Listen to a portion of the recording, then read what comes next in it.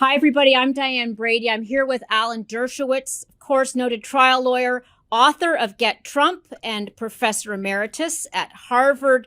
Alan, you've called the indictment against Trump the most dangerous indictment in America. Why is that? Well, it's dangerous in the sense that it's the first time in history that a candidate, a leading candidate to unseat the current president of the United States, has been indicted by the current president's administration. So, as I said before I saw the indictment, this better be the strongest indictment in history.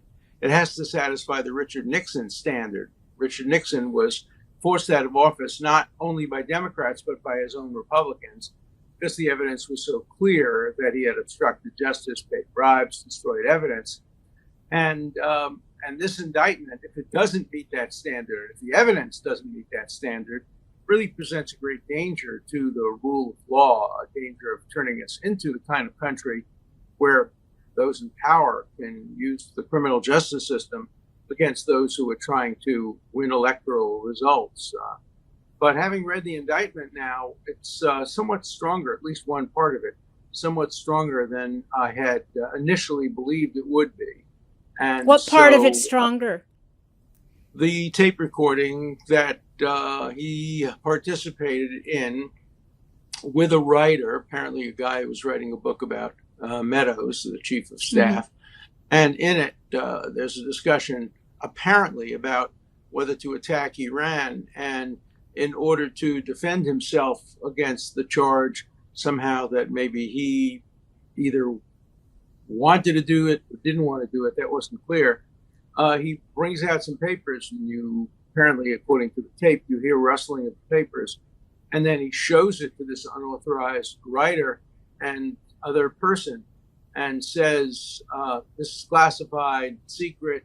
I could have declassified it when I was president, but I didn't. But I can't use it because it's secret.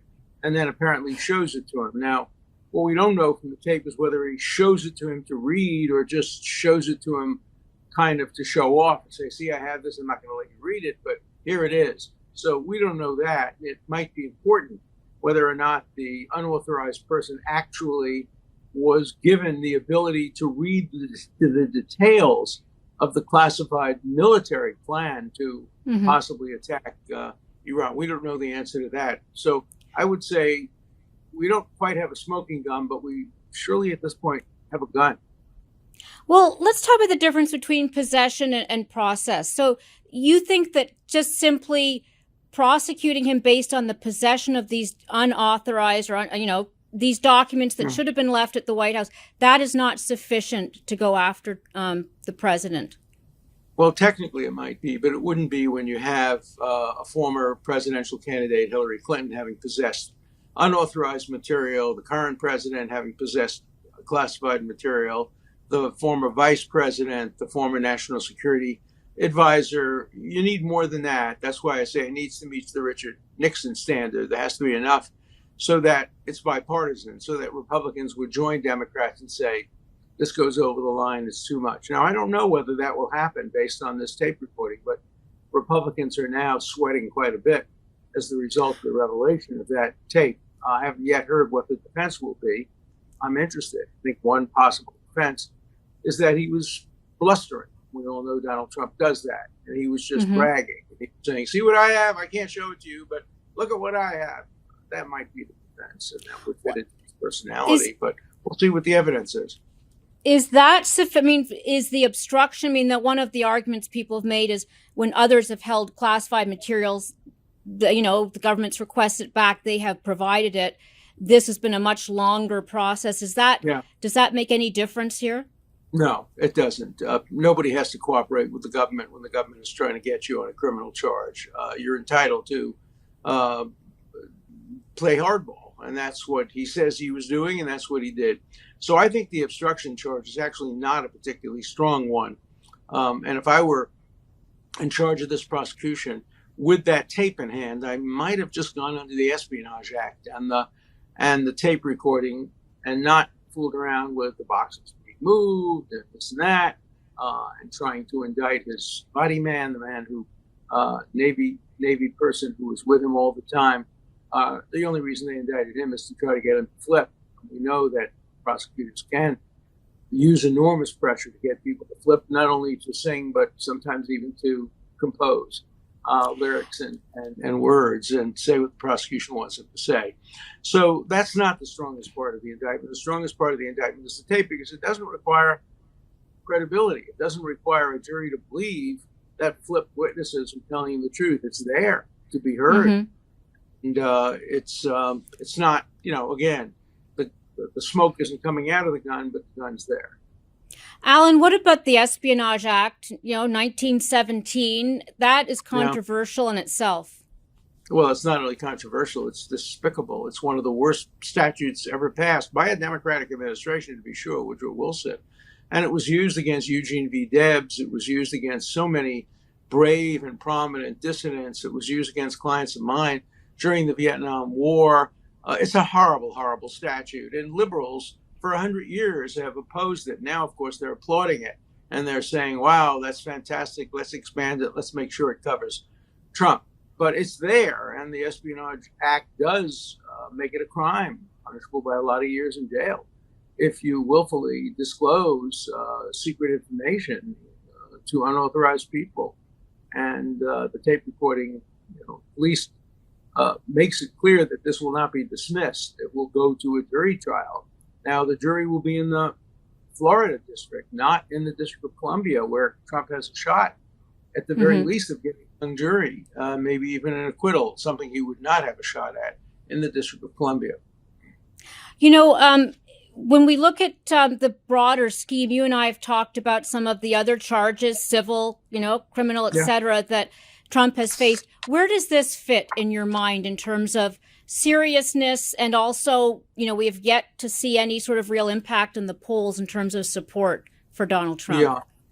Yeah. Well, in my book, Get Trump, I go through each of the 4 criminal and some of the civil charges. And at the time I wrote my book, and I lay it out very carefully, it didn't seem they had a plausible case. It seemed like the 4 serious criminal cases were all going to be somewhat like the very, very, very questionable, very weak New York Alvin Bragg case.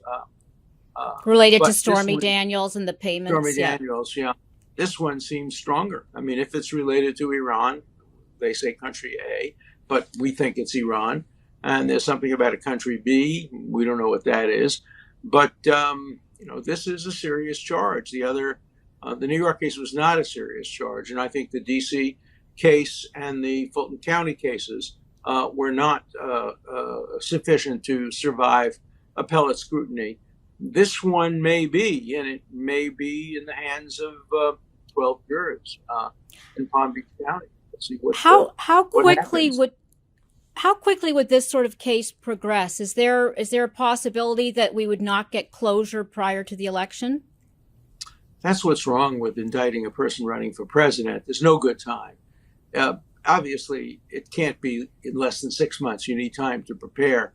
So, if we're talking about 6 months, obviously we're into already the beginning of the election year, and then the primary season.